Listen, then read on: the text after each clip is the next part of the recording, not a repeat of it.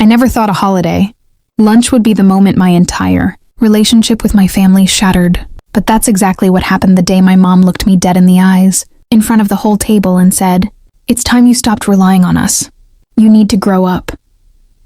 I swear the fork nearly slipped out of my hand, not because of what she said, but because of how she said it.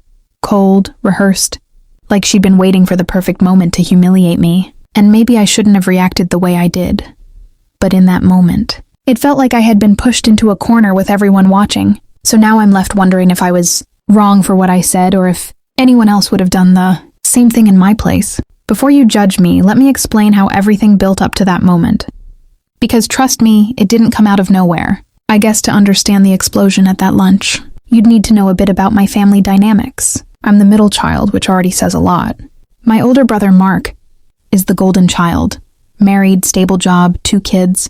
Somehow always managing to impress my parents even when he's doing the bare minimum. Then there's my younger sister, Emma, the baby of the family, and honestly, my parents still treat her like she's made of sugar glass that might shatter if they don't cushion her every move.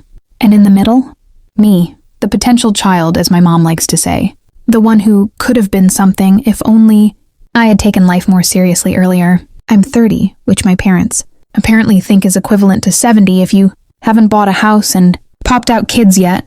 Let me be clear. It's not like I'm some kind of loser. I've had setbacks, sure, but who hasn't? A few years ago, I lost my job when the company downsized. It was one of those moments that knocks the air out of your lungs, especially because I'd built my whole adult life around that job. I mean, I genuinely thought I was building a future there. I had savings, but those evaporated fast once rent, bills, and basic life expenses started stacking up. I tried freelancing, took some contract work, but it wasn't enough to create stability. Eventually, I moved back home for a while to get back on my feet. I paid what I could. I wasn't freeloading, but my parents still treated me like I was somehow failing at adulthood. After about a year, I moved out again once I found a decent job. It wasn't glamorous, but it paid my bills, and I could manage on my own without needing to borrow money from anyone. Things were good. Not perfect, but solid. I thought my parents were proud of me. At least I hoped they were. But with them, pride seems reserved only for achievements they understand. Marriage, children, conventional careers, and showing up to church every Sunday in matching outfits like Mark's family does.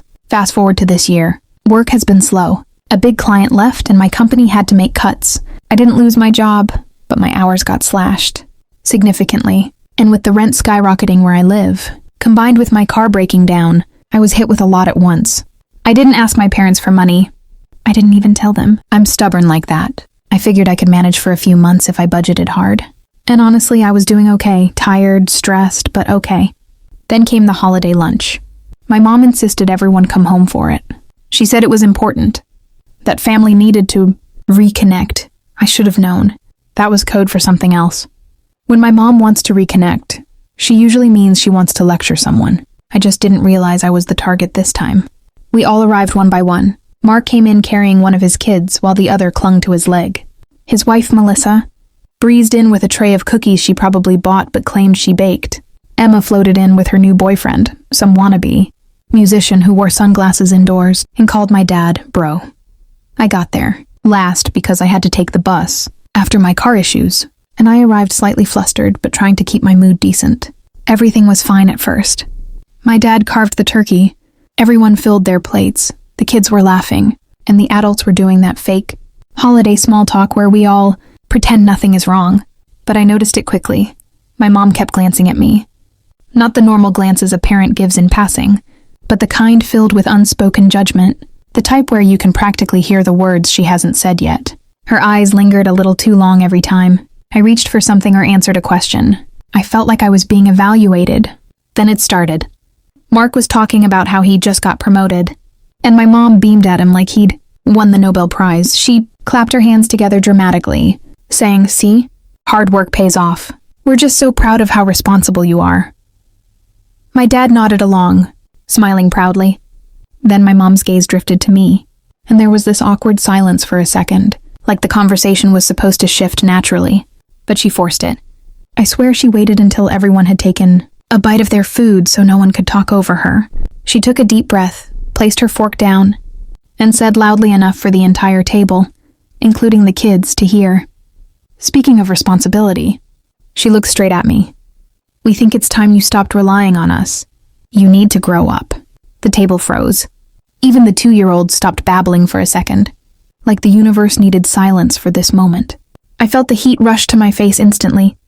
Not anger at first, just sheer embarrassment, because she didn't even know what was actually going on in my life.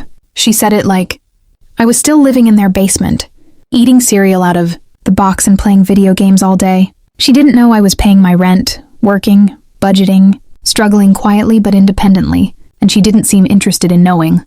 I tried to laugh it off at first. I said, I'm not relying on you. What are you talking about? But she doubled down. You're 30.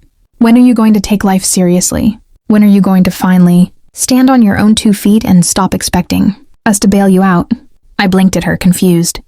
I haven't asked you for anything. She waved her hand dismissively. Not this month. But it's the pattern. The whole family sees it. That's when I realized what this was. They'd had conversations about me behind my back, multiple conversations, and she chose this moment to stage some kind of intervention. Emma chimed in, not kindly, but that passive-aggressive way she talks when she wants to sound sympathetic but actually means to stab you. Mom's just worried, like your life isn't really moving forward. Mark added, yeah, man. We're just saying this because we care. Because we care. The favorite line of people. Doing something unkind and trying to make you believe it's compassion. I felt something snap inside me. Not rage, not sadness.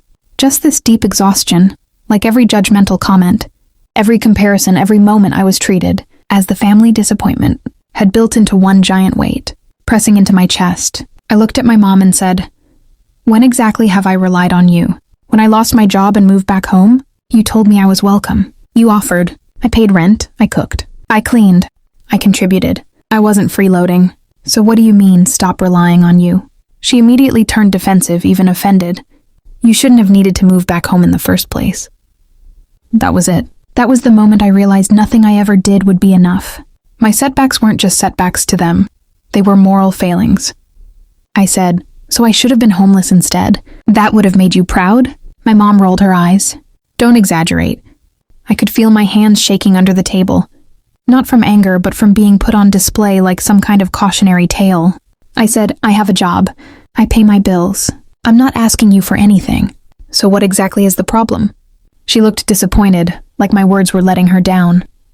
The problem is you're not where someone your age should be. You should be more responsible, more stable, more successful. You can't just coast through life and expect your family to catch you when you fall. I stared at her, stunned. My family didn't catch me. They judged me. They whispered. They compared. The idea that they saw themselves as my safety net was almost laughable. But I didn't laugh. Something inside me broke open, and all the words I'd never said came spilling out. You know what? You're right. I need to grow up. And the first step is realizing that I don't need your approval to live my life. I'm done being the disappointment storyline in this family. I'm not falling.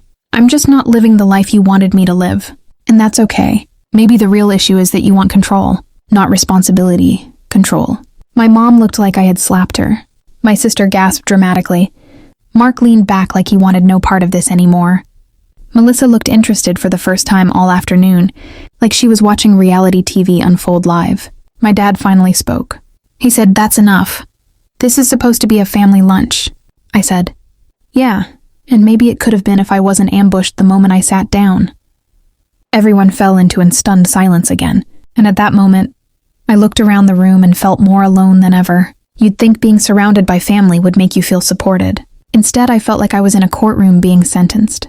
And here's where I want to pause for a second, because this moment right here, this exact moment, is when I had to decide what to do next. Should I just swallow it, apologize, act like I was the one who ruined the holiday, or should I stand up for myself even if it meant creating an even bigger scene? And I want to ask you, what would you have done in my shoes? Would you have stayed quiet to keep the peace, or would you have said what I said next? I really want to know, so tell me in the comments before I continue, because this is where things took a turn that none of them expected. Okay, so here's what happened next. I stood up.